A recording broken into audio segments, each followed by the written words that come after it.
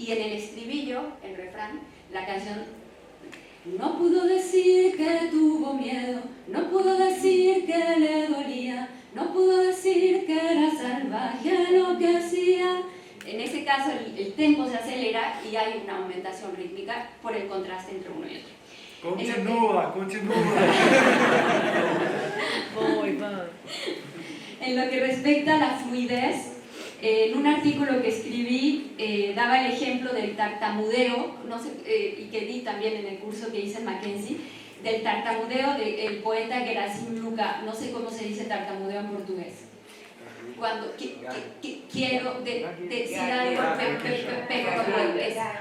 el poema de Gerasim Luca dice, cito un extracto: pa, pa, pas, pas, pas, pas, pas, pas, pas, pas, pas, pas, le pas, le faux pas, le pas, le pas, le mauvais pas, le pas, le papa, le mauvais papa, le pas.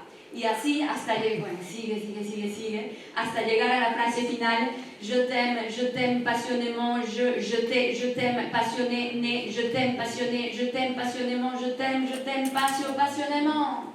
Entonces, bueno, ese poema me parece que pone en escena la falta de fluidez, que es evidente, ¿no? Hay muchos obstáculos para lograr pronunciar cada palabra y llegar al polo de distensión.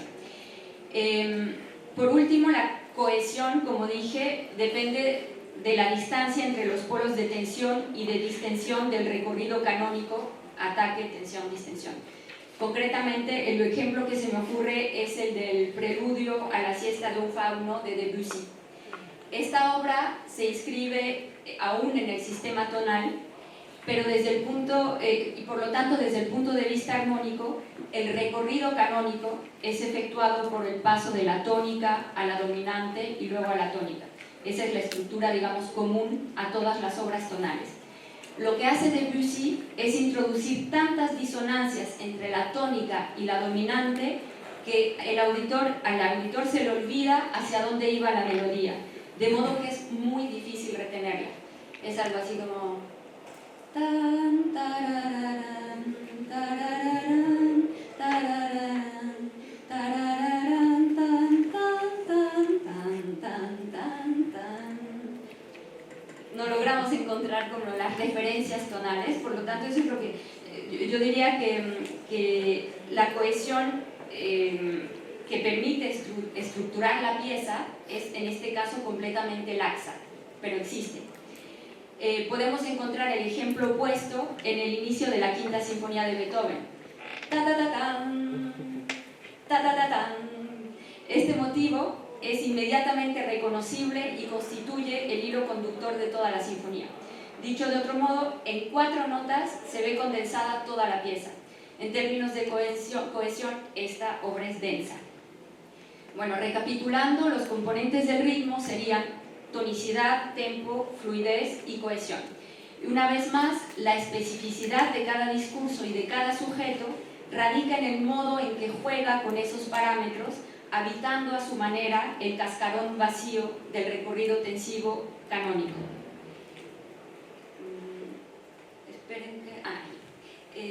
Por supuesto, la relación entre estos 4 términos y las categorías que ellos recubren, lento, rápido, denso, laxo, merecerían más discusiones teóricas, ¿no? En todo caso, me parece que las posibilidades de combinación de esos parámetros podrían dar lugar a una vasta tipología que por el momento no he desarrollado. Lo que me interesa ahora es mostrar cómo el concepto de ritmo, a través de sus componentes, puede contribuir a la reflexión sobre la presencia de los sujetos ante sí mismos y ante los demás. Y llego así al segundo punto, que va a ser más breve: ritmo y copresencia.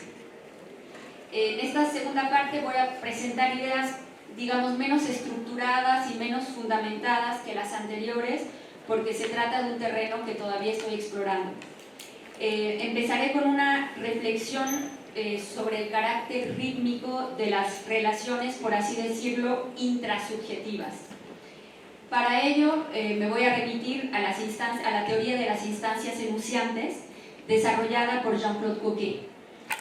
Como sabemos, esta teoría se basa en la oposición entre physis y logos, para distinguir los predicados somáticos de los predicados cognitivos. Los predicados somáticos están vinculados al cuerpo y a su actividad perceptiva y afectiva y son emitidos por lo que Coquet llama no sujeto.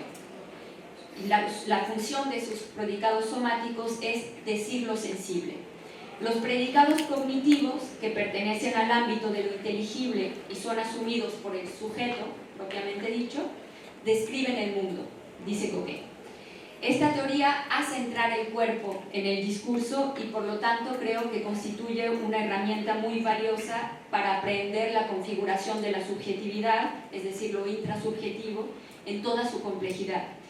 Sin embargo, las categorías que mencioné, que ahí puse, poseen una cierta rigidez, porque sus términos se presentan como alternativas claramente disociadas. O se es sujeto o se es no sujeto, pero no se puede ser los dos al mismo tiempo. Denis Bertrand retomó esta teoría desde una perspectiva tensiva, lo cual permite pasar del régimen de o bien esto o bien aquello al régimen de esto y al mismo tiempo aquello. Denis sugiere pues considerar que las instancias enunciantes están copresentes en el mismo sujeto y se distinguen por sus respectivos modos de existencia, virtual, actual, realizado, etc. Para explicar esta teoría, que puede parecer muy abstracta, quisiera citar una intervención radiofónica del humorista francés Jean-Louis Bory, militante por los derechos de los homosexuales en los años 70. En una entrevista, Bory le dice a su entrevistador: me llamo al mismo tiempo Jean-Louis y Denise. Denise es femenino, ¿no? En español Denise no existe, ¿verdad? Es decir, que hay en mí, ¿me entiendes?, algo muy profundamente oculto. ¿Cuál es el porcentaje de Jean-Louis y cuál es el porcentaje de Denise? Por esta noche soy muy, muy Jean-Louis. ¿Sabes? No quisiera causarle pena a ninguna corporación, pero hay algunos camioneros sublimes que tienen una especie de Denise dentro de ellos. Esta reflexión relativa a las instancias de género me parece ilustrar bastante bien, como decía, la teoría de las instancias enunciantes. Ahora bien, creo que es posible, primero, considerar que la competencia entre instancias es de orden rítmico, porque cuando una instancia emerge, haciéndose presente, produce un acontecimiento y genera una sorpresa relativa a su tonicidad. Luego, esa instancia desplegará su propio ritmo enunciativo. Podemos suponer que la Denise, que habita en Bory, discurre según un tempo, una tonicidad, una fluidez y una cohesión muy distintas a las del Jean-Louis. En el artículo donde analicé el poema de Gerasim Lucas, intenté también mostrar cómo textos de distintos autores, Henri Michaud, Louis-Ferdinand Céline, Samuel Beckett, ponen en escena instancias enunciantes que se definen por un ritmo específico, y más precisamente por un ritmo respiratorio específico. No puedo presentar aquí esos ejemplos, además el artículo está publicado, pero voy a resumir la tipología que resultó de ese análisis. Tendríamos el ritmo entrecortado de Gerasim Lucas, y el de que se caracteriza desde el punto de vista de la fluidez por la síncopa, el tartamudeo con muchos obstáculos. El ritmo, por así decirlo, disgregativo de Michaud, en el poema, lo ilustra el poema que lleva por título justamente El mal es el ritmo de los otros. Y ese poema supone la alternancia irregular entre versos muy cortos y versos muy largos, pero es totalmente irregular. Entonces está ta ta ta ta ta ta ta ta. Desde el punto de vista de la cohesión, ese poema es tan laxo que se encuentra al borde de la dislocación, porque es difícil identificar un parámetro que le dé unidad, ¿no? Coherencia. Por último estaría el ritmo jadeante de Louis-Ferdinand Céline, que se caracteriza por un tempo extremadamente acelerado que va hilando frases cortas. Por ejemplo, dice: je tripote toutes mes doublures, ma culotte, envers, endroit, pas d'erreur, j'entre dans les chiottes, je me déshabille totalement, je retourne tout encore, rien du tout, pas la verlue. Y además con signos de exclamación, con signos de puntuación. Entonces, bueno, es una especie de incoatividad constante y un tempo muy acelerado. Obviamente habría que profundizar en esta tipología para ver si se puede generalizar y si se puede aplicar a otros discursos. Pero la idea esencial es que las instancias enunciantes que constituyen la subjetividad se despliegan cada una siguiendo un ritmo particular. Se me olvidó mostrar. Creo que también el ritmo puede constituir un filtro de lectura de los estados y roles paténicos. Cada pasión o emoción tiene, en efecto, un ritmo característico. Por ejemplo, la angustia, definida como la impresión constante de un peligro exterior inminente, supone un tempo rápido, una incoatividad constante, una alta densidad y una fuerte tonicidad. Por el contrario, la melancolía se despliega en un tempo lento, es átona, laxa y está regida por la terminatividad. La indecisión implica rodeos, idas y vueltas que provocan retrasos en la realización del recorrido tensivo canónico. La obsesión es tónica y sumamente iterativa. El sujeto paténico entonces poseería, me parece, un sustrato rítmico. Y la persona que cambia constantemente de humor es llamada ciclotímica. Pienso que en el fondo se la podría llamar ciclorrítmica.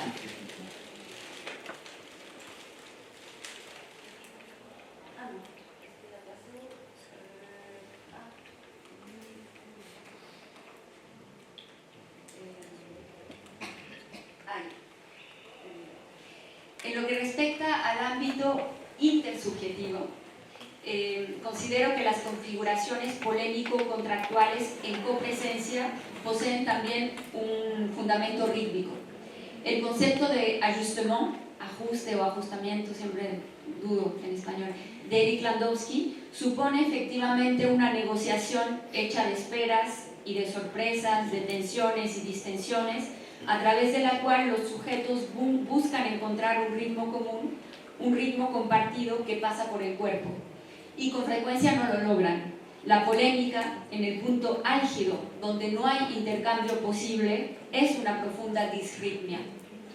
Sobre este punto pienso también en las reflexiones de Jacques Fontanier en torno a las formas de vida, y en el libro que lleva ese título, Fontanier emplea varias veces el término ritmo, si bien no profundiza en él porque no es su objeto. Pero sus observaciones relativas a las interacciones entre sujetos no humanos me parecen orientarse en el sentido de la semiótica del ritmo que estoy sugiriendo. En particular, creo que el ritmo podría corresponder a lo que Fontanier llama el estilo figural de interacción. Los cito y para pasar al punto siguiente ya voy cerrando.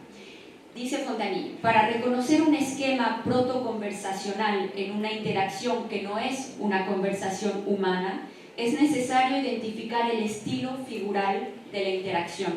El estilo figural, en este caso, está constituido por un conjunto de rasgos perceptibles, auditivos, visuales, vocales, posturales, motores, rítmicos.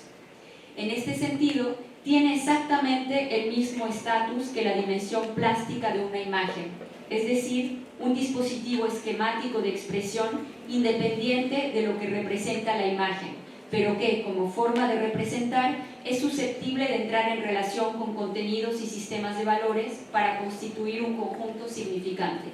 Este estilo figurativo de las interacciones, al igual que la dimensión plástica, funciona de forma autónoma con respecto al contenido figurativo y a los actores. Es en ese sentido que me parece posible orientar la reflexión sobre el ritmo. Sería lo que Jacques Fontanier llama el estilo figural.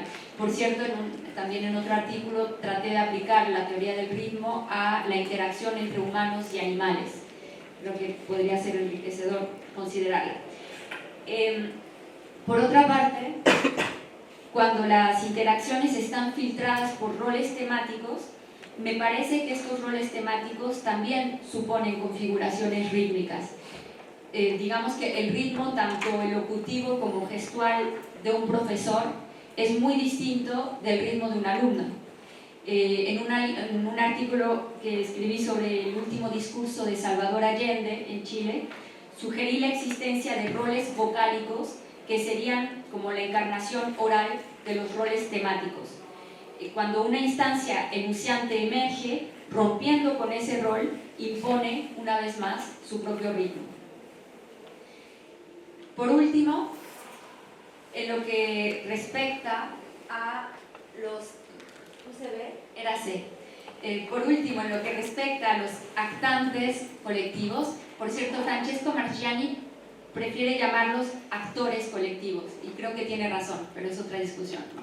En lo que respecta a los actores colectivos, me limitaré a sugerir, primero, que las formas de vida poseen también un ritmo característico. Por ejemplo, el movimiento punk supone una fuerte tonicidad, un tempo acelerado, y, como lo mostró una estudiante mía de maestría, Lucia Margotti, que hizo su memoria sobre este tema, el movimiento punk posee lo que ella llama una foria paradójica, que implica una paradoja aspectual.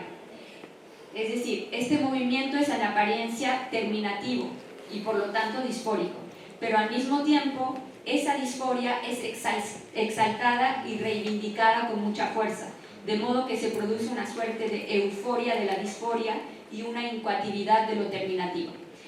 Por su parte, el movimiento emo-core, que ya no está de moda, creo, en mi época sí, no sé, el movimiento emo-core se conoce en Brasil, ¿no?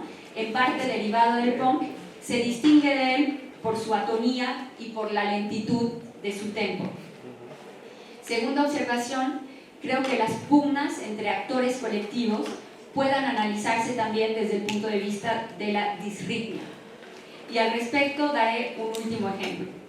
En 1983, en plena dictadura en Chile, los miembros del movimiento contra la tortura, Sebastián Acevedo, se reunieron frente al cuartel de la Central Nacional de Investigaciones en Santiago. No corren, no gritan, se instalan con un gesto mínimo pero significativo. Extienden un lienzo que dice: aquí se tortura. Un silencio precede al primer acorde de una canción y comienzan a cantar Yo te nombro libertad. No sé si la conocen. Por el pájaro enjaulado, por el pez en la pecera, ¿no? Por mi amigo que está preso. Retoma el poema de Paul Éluard. Además es una canción lenta. La melodía se desliza con la lentitud firme de una procesión. Las voces no desafían con volumen, sino más bien desafían por su templanza, como si dijeran: no tenemos prisa, no tememos, no nos moveremos. No era la urgencia de la huida, sino la insistencia justamente de la presencia. Entonces llega la policía. El estruendo del motor del carro lanzaagua, que se llama guanaco en Chile, las botas que golpean el pavimento con paso rápido, las sirenas, el cuerpo del Estado irrumpe con violencia en esa escena. Su ritmo es otro, frenético, impositivo, sin escucha posible. No responde, arremete. El contraste es brutal.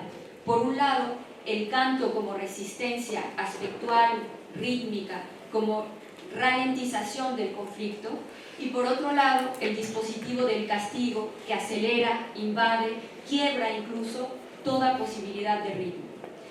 Para concluir, diré que una semiótica del ritmo integrada a la arquitectura conceptual de nuestra disciplina puede aportar pistas de reflexión relativamente innovadoras en torno a muchos temas, entre los cuales se encuentra el de la presencia que nos ocupa en este congreso y que, por las razones que expuse, me parece inherente al ritmo. Presencia de sí a sí mismo, presencia de sí frente al otro, copresencia dentro de un actor colectivo y copresencia entre actores colectivos que se ajustan o se disputan. Digo que estas pistas son relativamente innovadoras porque la semiótica del ritmo que sugiero no constituye una teoría autónoma, simplemente introduce una nueva mirada. En suma, creo que el ritmo podría considerarse como un punto de vista sobre el sentido. Y este punto de vista, al impedir la calcificación y la reificación de las categorías y de las identidades, tiene también una dimensión política y en nuestros días, ¿por qué no, militante? Gracias.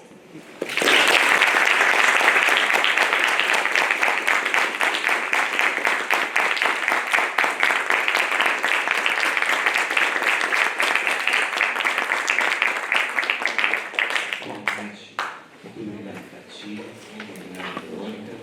A gente está um pouquinho, mas acho que pelo menos uns minutinhos a gente pode conversar. Alguém quer fazer uma questão? Ricardo, Carol. Podemos ficar com esses 4? Pode ser? Valéria, você viria aqui? Sim. Bem que sim. Estamos sem microfone na noite.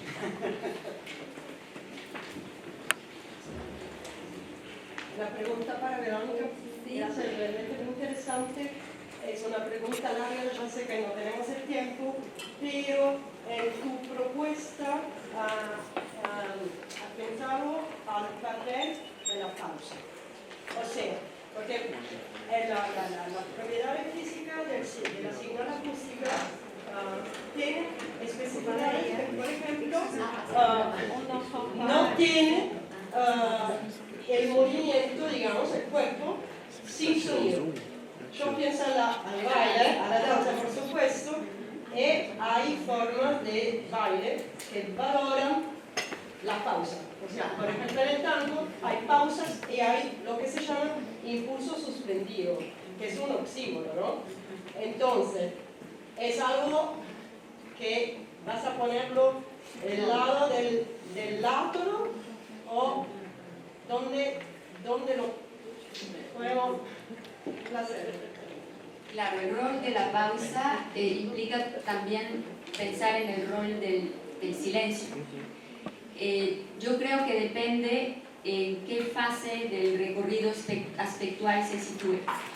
Por ejemplo, si estoy hablando y de repente me detengo, introduzco un suspenso que aumenta la tensión hasta que mi frase caiga. Pero si el silencio viene al final, por ejemplo, después de que se va apagando dulcemente la música, que no es una pausa, más bien, ahí tiene más bien una función terminativa. Entonces, creo que depende dónde se sitúe, pero tal como tú la consideras, me parece que tiene una función de intensificación del ritmo en el marco del recorrido espectral canónico.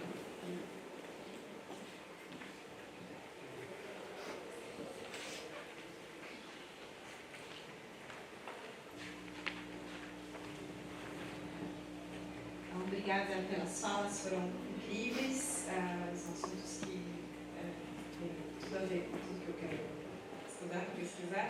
A minha pergunta é para o Tati, quando você fala daquele esquema então, de acento, inacento, modulações, etc., você fala então que há um julgamento, uma apreciação nesse esquema, né?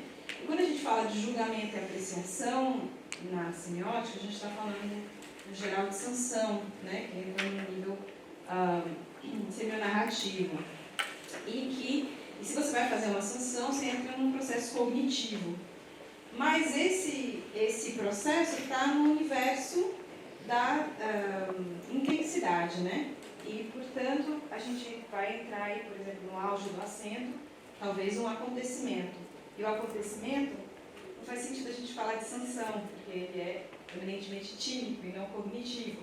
Então, me pareceu assim, eu não entendi muito bem onde entra esse aspecto de julgamento ou sancionador, se a gente está falando de uma coisa que pode tomar um sujeito de assalto e, portanto, onde ele está desprovido de todas as possibilidades cognitivas. Certo. Então, Carol, você sabe que acontecimento não é como normalmente se define, né? Não existe acontecimento que seja completamente inesperado, não é possível.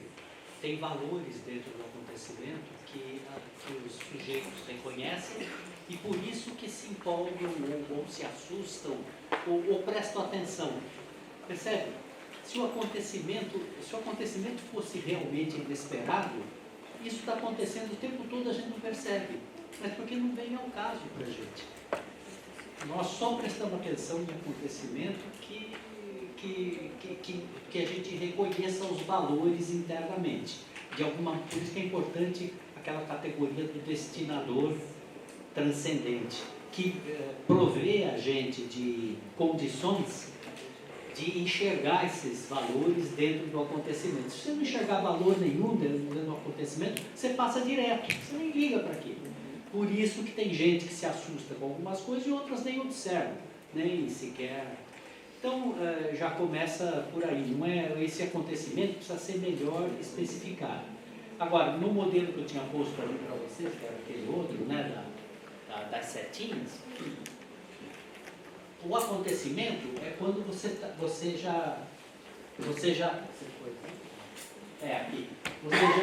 já começa ali. Você não tem.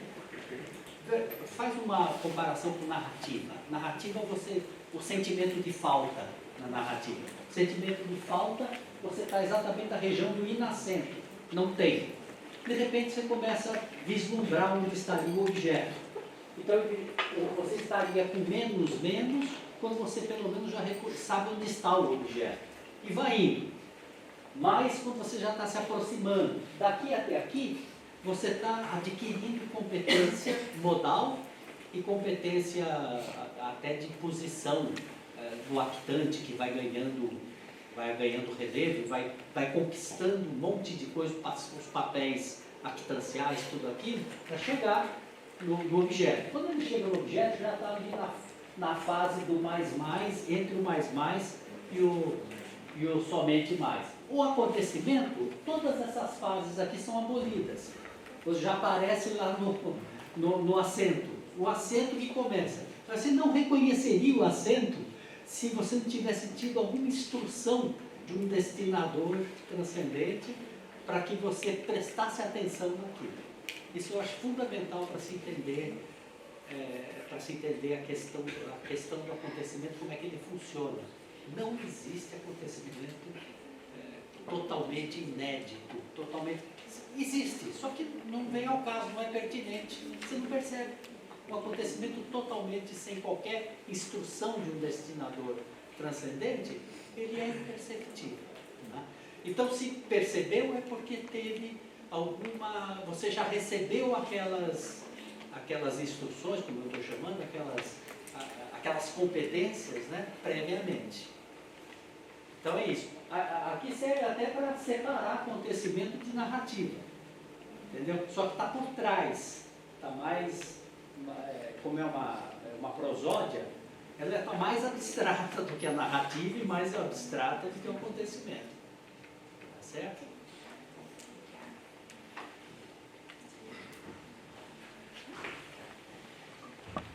Queria agradecer as apresentações fantásticas das duas e fazer uma pergunta para cada um. Mestre, com relação ao ponto culminante, que é um ponto que vem me interessando bastante, né? No exemplo que você deu, me vem a questão de se o ponto climático, até que ponto ele pode, de fato, ressignificar as categorias de plano de conteúdo. Se esse acento pode ser tão intenso que leve, pegando uma alegoria física, né, uma mudança de estado, né, uma alteração de fato semântica. Então, por exemplo, quando você tem na canção, né, do Arlequim, né, e disse: Pierrot cacete vai tomar sorvete com o Arlequim. Esse Pierrot cacete, ele deixa de ser um adjetivo, vira também uma interjeição. Cacete, Pierrot, né? Ou seja, de uma certa forma você cria uma descontinuidade aí por causa do acento tensivo. Eu gostaria de ouvir as suas colocações a respeito de quando esses acentos tensivos de fato seriam capazes de uma ruptura dessa natureza com relação às referências verbais, né, da letra. Verônica, um ponto que me chamou muita atenção, quando você coloca o ritmo como uma forma como o sujeito vai articular o fluxo discursivo, eu acho que essa perspectiva que você traz, ela está muito próxima de chegar a uma generalização muito importante, muito necessária, né, para a semiótica. Agora, ao mesmo tempo, quando a gente pensa, por exemplo, na arte abstrata, ou em determinadas texturas musicais, como Lamerte, Debussy, a categoria de sujeito ela fica muito problemática, muito fugidia, né? O Tarasti também quebrou muito a cabeça com essa história de sujeito em determinados contextos musicais. E aí me lembrou um pouco a categorização de tempo de Silverberg, quando ele pensa que há um tempo rítmico, né, um tempo recorrente, um tempo cinemático, que é o tempo do andamento mais acelerado, mais curto, o tempo cronológico, né, do devir que se perde para sempre, né, e o cinemático, cronológico, o ritmo e o minésico. Y cuando dices tempo, es tempo, porque en portugués se dice tempo el tiempo o tempo el... E o Silverberg coloca ainda o tempo minésico, que é o tempo da memória, que é o tempo que pode trazer uma eternidade em um único instante. Uma coisa muito produtiva das categorias do Silverberg é que elas colocam o tempo como um elemento não tão dependente do sujeito, né? Ou seja, aí a gente consegue articulações muito próximas das que você propôs, mas sem a dependência do sujeito. Será que não seria interessante transcender essa questão do sujeito para pensar na temporalidade como uma categoria um pouco mais independente, para que assim você pudesse usar esse cabedal para elementos em que a categoria do sujeito se torna mais fugidia, como a arte abstrata ou como esse tipo de discurso musical? É isso, obrigado.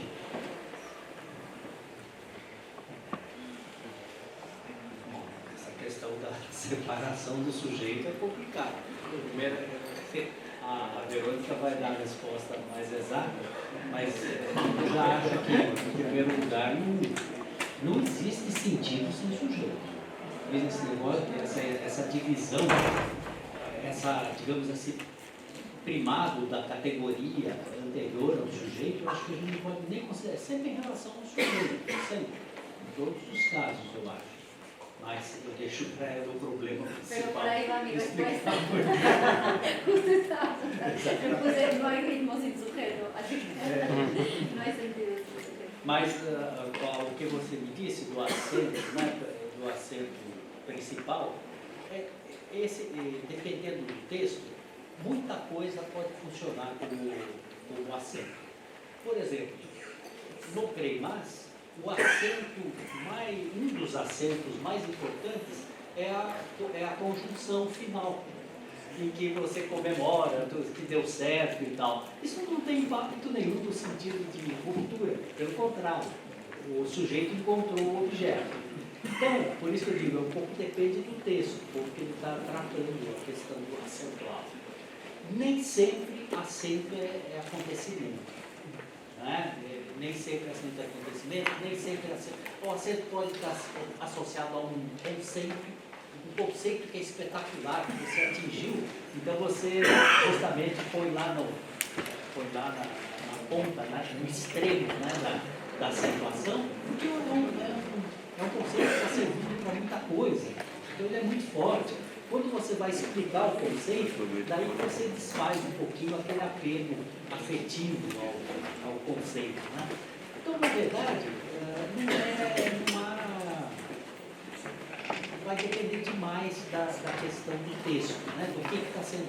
E isso fica um pouco mais em aberto para ver o que você vai considerar que sendo o elemento que está sendo mais exacerbado como acento. Então, eu não acredito que tenha esse problema. Depende do texto. Pode ser que no texto que você está imaginando seja a ruptura que seja o acento. Nem sempre a ruptura, o encontro do sujeito com o objeto é festejado como o melhor momento da narrativa. Em toda a teoria.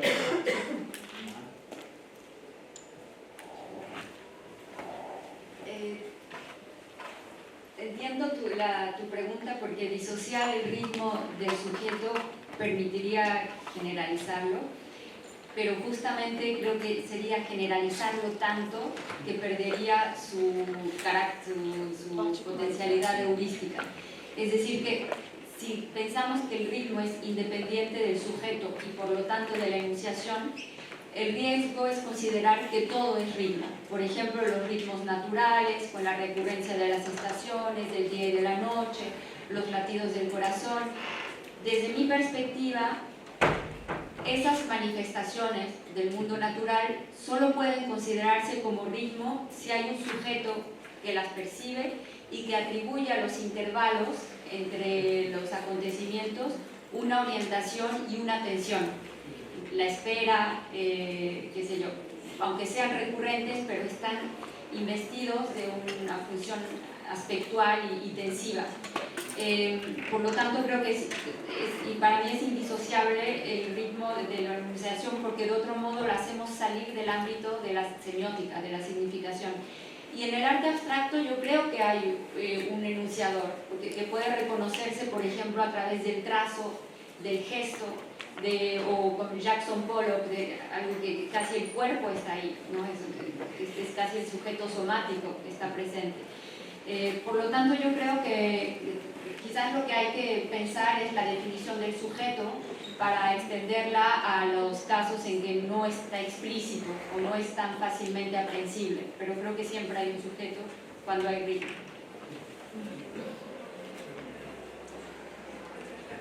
Bom, gente, não vou deixá-los sem um pouquinho de café. Muito bem? Muito obrigado. Obrigado, Tito. Obrigado.